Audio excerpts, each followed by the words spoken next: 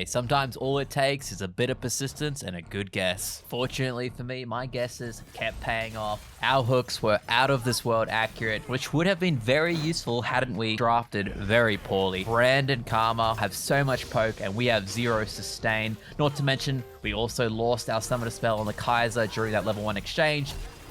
Thankfully, Zyra decided to show up, pinged incoming. I went all in onto this Karma, only to realize, where the f is my Zyra? I look over, she is killing the camp. I took this as she ditched us, but it turns out the Graves just cut her off, so it wasn't really her bad.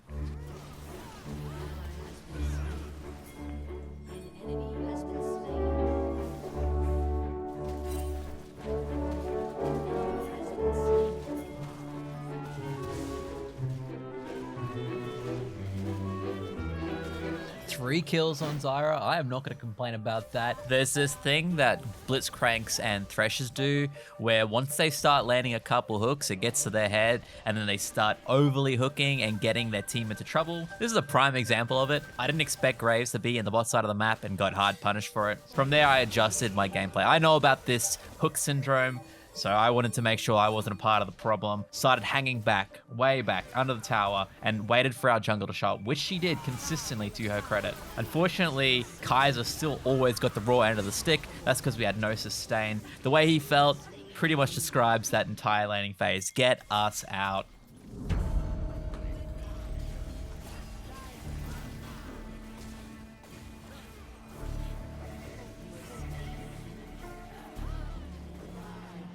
The name of this game was bot lane gets sacked and then everyone else gets gold off of our backs. Personally, I'm okay with it, but I know a lot of ADCs aren't, so it is a little bit frustrating for them.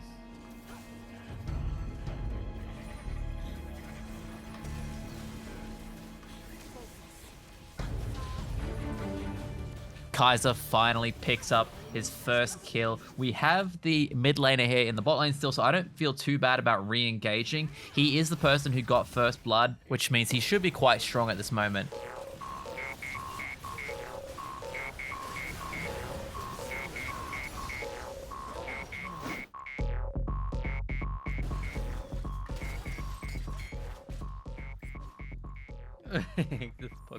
Whenever I play Blitzcrank, I spend so much time just sitting around, especially in the early levels, trying to annoy the crap out of the enemy jungler by pulling the camp over the wall consistently, like over and over.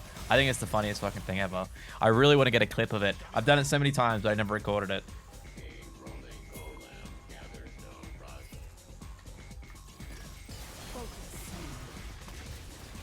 As we were entering the mid game, I wouldn't even say we were there yet. Everyone was still in their lane farming, so technically we never made it to mid game, but we got this final hook onto the Aatrox, and then the enemy, they just gave up. They flat out gave up and surrendered. We win our first game as Blitzcrank of the season and collect a juicy 21 LP. We are now sitting on Master 57 LP, and we are ready for the next game. That is, if it lets us. If only there was someone who could design a simple, effective client to save us all. Thankfully, we've got you. Yep, that's right. You're the one who's going to fix this crap heap we call a client. Thanks to the sponsor of today's video, Boot.dev. These guys are here to help you forge a successful career in programming. The founders are both hardcore gamers themselves, and they know what it takes to transition you from gaming into creating games of your own. And if you use code Tilterella, you'll get 25% off. So, their mission is to teach you programming, focusing on the back-end development and taking a very unique approach, as in Boot.dev is a programming RPG. It serves to make your learning journey fun with experience, quests, levels, achievements, all on their global leaderboard if you want to get competitive. Like I said, created by gamers, right? Now, the median salary for a back-end developer in the United States for 2023 is over $100,000. That's a lot of money, and it's a role that often is remote or can be done hybrid. It's a really awesome gig, and with boot.dev, you're going to learn the back-end development with Python and Go in a self-paced way that feels like a role-playing game. The platform is designed to get you writing a ton of code because they believe that getting your hands on the keyboard and shipping projects is the only real way to learn. If this sounds appealing to you, click the link in the description box and use my code Tilterella for 25% off your first payment for boot.dev. That's 25% off your first month or your first year, depending on the subscription that you choose. Game number 2, my ADC locks in brand. You know what I'm gonna pick. Double Jungle Sion.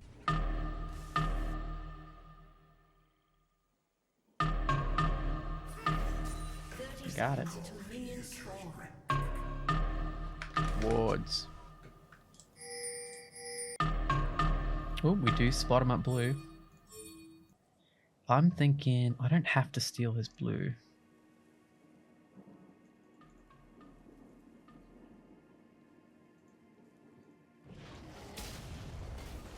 So if he wants to smite this to secure it, that's fine. Then I'll steal the Gromp.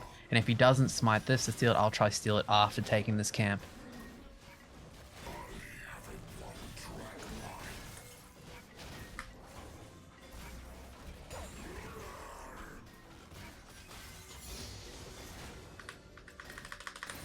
That works as well.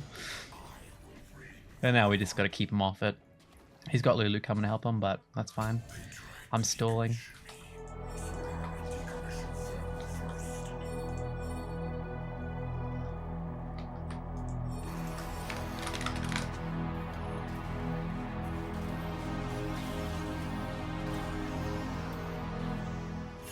Viego ends up taking his wolves and then attempting to gank mid. I don't hate it, but I do think it was significantly better for our team if he skipped the wolves, skipped the gank, immediately ran over to the enemy red side and started taking camps. He sees me harassing Sejuani on the other side, on his blue side. It is completely free to go and take his red side immediately. You can always come back and get your camps. We end up invading the enemy red side and clearing out everything but the raptors. This means we are both on level 3 and the Sejuani is still on level 2. He takes the red from me.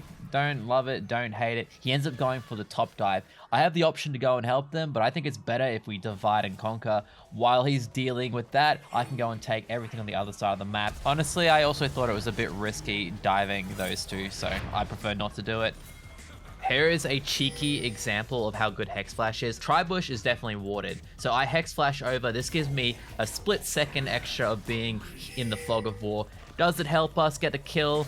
Maybe, maybe not, but sometimes I'm sure it would. Both Viego and I are on a mission to try and not give Jinx a reset. Fortunately, the polymorph was excellent. This prevents it. My Q also would have done the same job. We then rotate to the Drake. I know it's secured, but I'm assuming that the Sejuani's on the other side of the map. He saw both of us in the bot lane, so I'm pushing toward the other objective. I'm not actually going for Tristana here. I'm assuming Tristana's gonna run. Turns out I was incorrect. Sejuani hadn't started on the camp yet, and I end up getting caught out.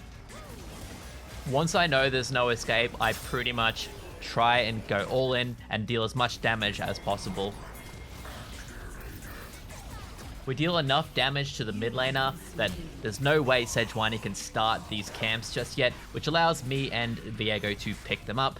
Even though we died, still got the objective. That's really what I wanted, so I'm not too upset. Once I hit level 6, I passed straight to the bot lane. I went into the brushes to cheese them, but they had spotted me. I stuck around because there's nothing on the map for me to farm, and I know I can still use my ult to get the Jinx summoner spell, which we did end up doing. Once you have that spell taken down, you can almost guarantee a kill on the next ultimate, which is in 2 minutes. This next play of me is a big mistake. There's really no reason for me to stick around here. I'm stealing experience. There's no real kill potential unless I have flash queued. And I have the red buff up. So I should have just gone and farmed that. I end up dying, giving a kill for no reason. One bad play leads into another. After I died, they took the tower, used the tower to kill the brand. Once the brand is dead, they rotate to the Drake, and I once again attempted to contest it. Probably shouldn't have. Should have just given it up. I do tend to heavily lean towards objectives when I play double jungle. Sometimes that leaves me exposed to deaths. The only thing I'm thinking right now is that I need to secure something positive. We've given away a couple of free kills, so this is a good moment. Jinx was sitting in mid lane. We know he has no stamina spells. We have our ultimate up as expected. We just run straight down the mid lane and secure a kill onto the Jinx. This slows his momentum and allows us to get back in this game, even just mentally. For the most part, for the next few minutes, things were quite even, back and forth between the two teams, but we continue to secure the objectives until this moment. This is the moment where everything went one way.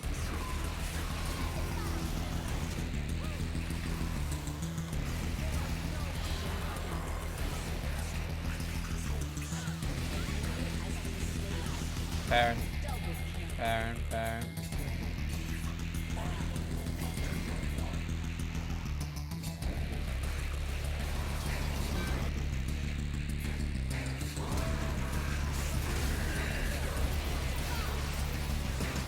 Oh, that's what I was thinking. Two of our players just got killed, and they have 5 up. It's quite late in the game, 24 minutes. They could deal a lot of damage. We did get Jinx's flash. That's about the only positive. Then out of nowhere, the cannon goes in and absolutely dominates them. Jinx gets taken out. She doesn't have that flash. And once Jinx is down, she was their powerhouse. It is just a cleanup crew for the cannon. He ends up getting a quadra kill. Can you believe it? And right after that, he closes out the game. And then I do him a massive disservice. For some reason, I did not honor the cannon. It is absolutely outrageous. I surely deserved a report for that game. Disgusting. Either way, another 21 LP. Game number 3 starts off as a bit of a disaster. The lobby's bugged, so no one can see who's typing what. There's 2 off roles on our team. The ADC's off role and the mid laner's off role. So mid is a support main, and I believe that the ADC is a mid laner, but he didn't mention it to anybody. I had suggested that he picks an AP carry. It's just easier to farm and survive in a 2v1, plus you're always going to dish out AoE damage. Whereas if you pick an ADC, you actually have to be decent with it to deal anything, have any impact on the game. We end up invading at level 1 as per usual, trying to put down wards so that I can get a visual edge on the opponent. Things don't go as planned. No one put down that ward, so I had to go and use my own ward on it, which is never a good start. We end up getting trapped between the team, and this is some terrible teamwork here. We could have easily just gone one way and pushed them out. You can see how clunky this is already, right? Like, everyone is scattering in every single direction. It's the first sign of a team being uncoordinated. And I know our Yorick, he just wants to get to that top lane as soon as possible, but because we didn't properly defend him, he got pushed out and had to walk to lane. I have to go to the other side of the map with half HP as a start. I didn't really explain the logic of going double jungle this game, but the gist of it is I'm doing a coin flip. I know that my ADC's auto-filled. I know my mid lane is auto-filled. If I'm supporting this autofill ADC, odds are we're going to lose bot, we're going to lose mid. Yorick is just going to be split pushing. There's really no win condition, so I figured probably our best bet is me taking a chance and attempting to hard carry. The start of this game really put a dent in that plan. When there's an awkward start like this, you don't really have many options, right? Because where am I going to go? If I'm not there doing that, what am I going to do? There's nothing on the other side of the map to farm. As I'm heading back to the lane, I'm keeping an eye on mid, and then Galio pings Anivia Flash is down. He is pushing towards Galio and playing aggressive. This means it is a free gank. I go in for it, and he doesn't respond according. He is massively delayed on a respawn. I mean, it's pretty clear he doesn't play Galio. Like, I just immediately abort. There's nothing I can do. I go for the scuttle, and of course, because I showed in the mid lane and bot has pressure, they've roamed across to try and stop me. I'm under leveled as well, not even level 3, and Vayne gets another kill. I'm not going to drag this game out. Truth is, we got crushed. Tried our best to the very end.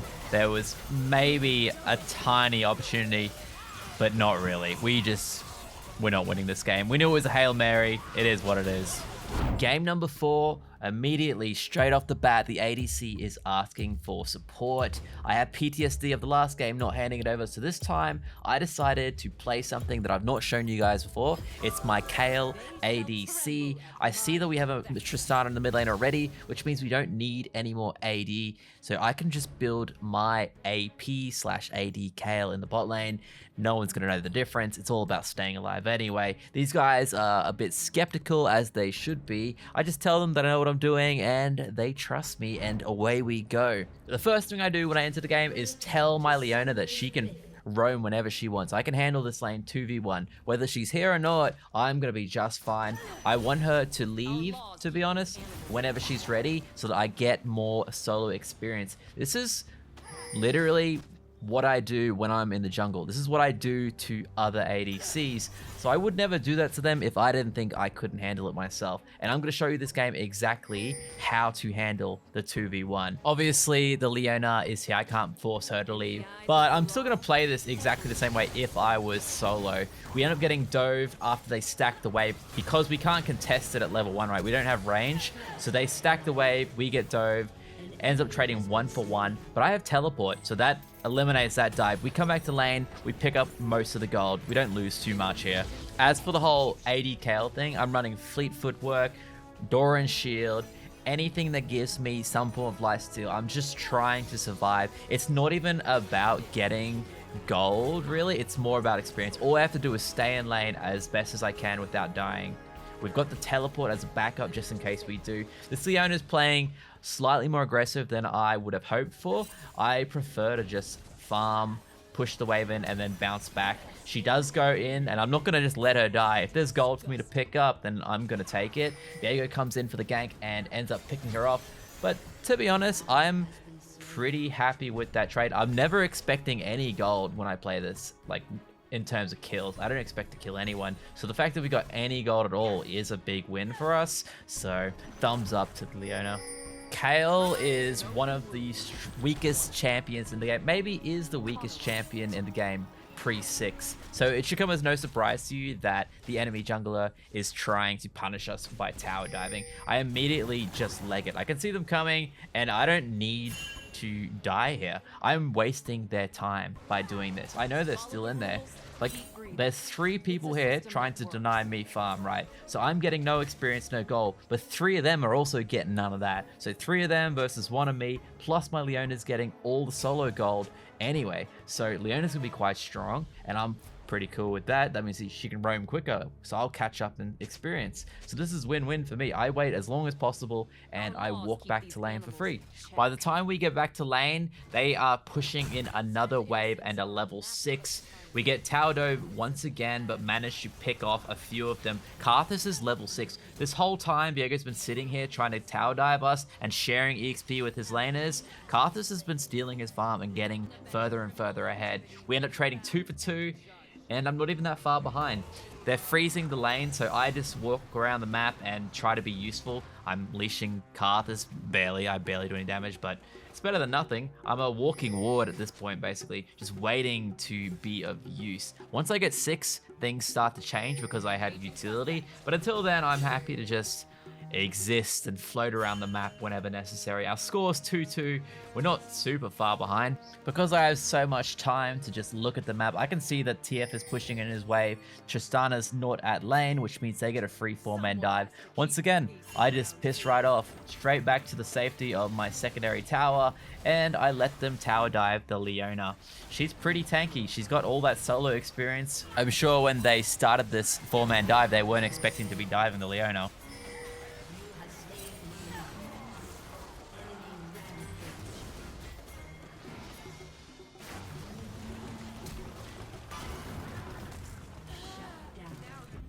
Rather than trying to teleport bot and clean up, I just immediately go to the mid lane. This is the most gold efficient route. It allows Tristana to stay in the bot lane and keep farming whilst I can immediately get gold in mid. It's also safer for me in the short lane, which is the mid. So I can get some much needed catch up gold and experience by doing this. I'm happy to stay here as long as possible, but if Tristana wants to lane back, I'm always going to swap immediately because he's going to be the one carrying this game, not me. I'm just utility, so I do swap back. The biggest takeaway from this match really is that I'm just playing the hand that I'm dealt and trying to play that hand as good as I can. I'm put in a position where I'm going to get tower dove over and over and over, but I can waste the enemy's time. I can reduce the amount of gold that I'm giving them and still be useful without tilting.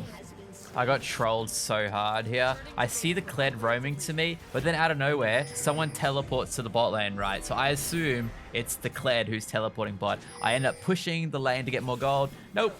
Wasn't the Kled, it was the Ornn who has teleport, of course. So now I'm in this awkward position where I have to start running. I flash the wall and head back to the top lane.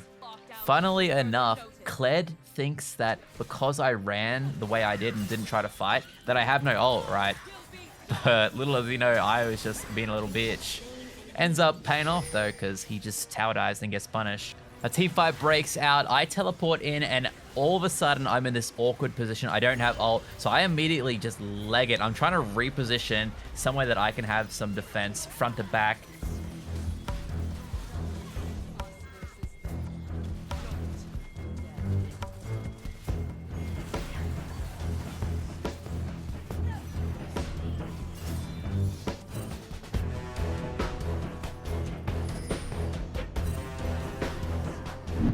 Here we are at the final team fight. It breaks out because Viego tries to kill me.